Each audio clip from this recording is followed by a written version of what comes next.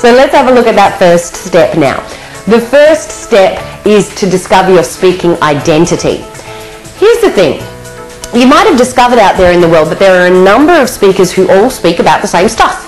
How many speakers have you been to see that speak about marketing, for instance? Lots? Or personal development, who all just have their different little take on it. There are many, many speakers. Wealth creation, real estate, stocks. So many different speakers all selling their take. So how is it that the speaking circuit is big enough for all of these people? Here's the thing. Because it's a personality style business. This is why I think speaking is the lazy man's marketing and why I love it so much. And look, if my marketing coach heard me telling you this, he would absolutely skin me alive. He does not agree with this. But I believe when you become a speaker, because you're the person on stage in front of them, you're the one positioning yourself as the expert, people will buy from you because you're you. Whether you have a USP, a unique selling proposition or not, people will tend to buy from you because you're right there and in front of them. So speaking can almost become your USP because you're getting your personality out there. Now that said, I still think you should create a USP, but more about that later. So speaking, your speaking identity is really important. You need to get clear on who you are. There are a number of ways to do that. You want to get clear on your story. Who are you as a person? What's been your background? You know, personally speaking, I started my working life as a medical doctor. And I was really good at it as well. I won lots of prizes from university, and when I was working, all the nurses and patients loved me. However, I didn't love it. I was just going through the motions. I don't know if you've ever just gone through the motions in something before, but I certainly was. My passion lay in acting. I just wanted to be an actor more than anything else in the world.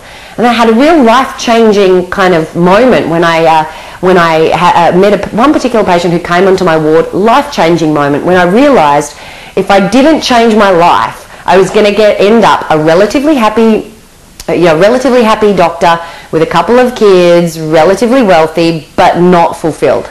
So I made a big change and I went to drama school. And while I was at drama school, I went and saw my first seminar. And I saw the first person standing up on stage teaching some personal development. And I thought, that's what I want to do. So that was, that's how I got to be a speaker. It was through medicine and then performing arts and then going along to that seminar and having a real life-changing experience. Throughout that, then I went and, spoke internationally on several different continents and to tens of thousands of people, making over $1.25 million in sales in my first 12 months.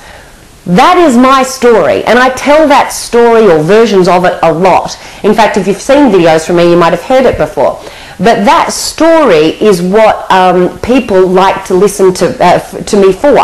It's not so much my information as it's that story that people remember when I'm doing a live presentation. They remember this crazy woman who started out as a doctor and then was an actor and then got into coaching and personal development. They remember it. So you want to get your story really well refined. Another part to creating your identity is also your hook. My hook is how I made over $1.25 million in my first 12 months as a professional speaker. $1.25 million in sales in that first 12 months. Pretty incredible, right?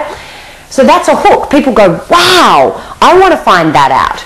So what have you got that you could package up as a hook? Give that some thought.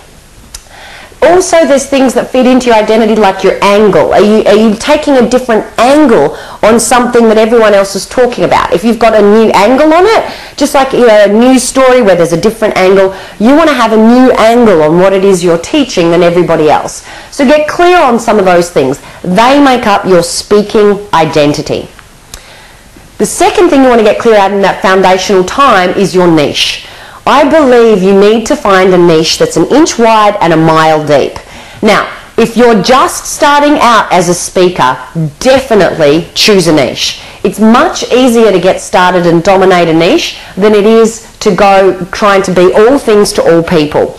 If you just want to be the next Anthony Robbins, you're going to find it hard because all of a sudden you're competing with the marketing budget of an Anthony Robbins.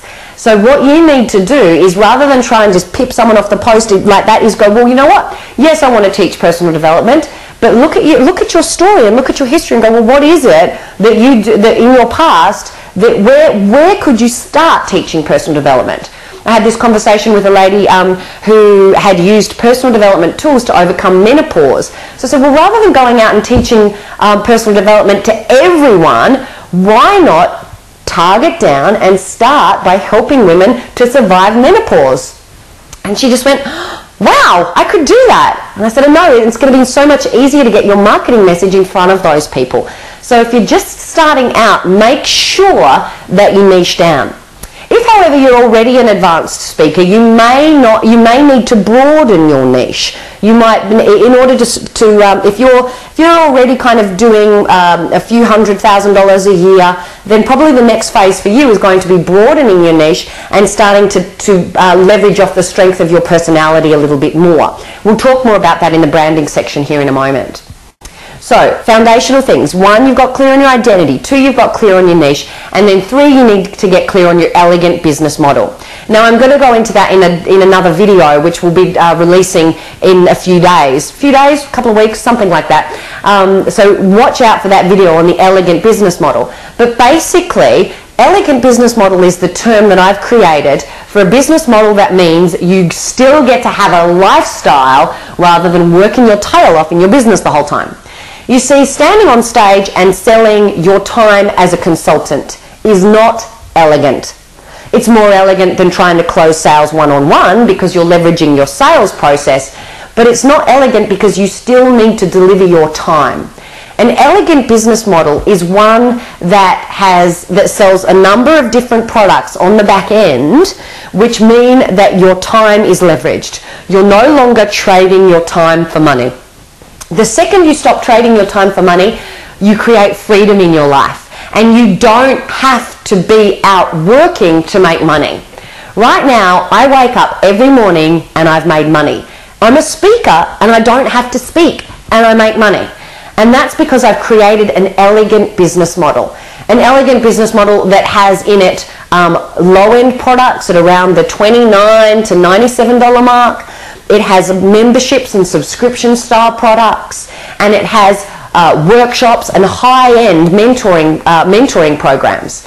Our top high-end mentoring program, our Diamond $1 Million Masterclass, sells for $100,000 a year. Now, that takes some design to create something at that level.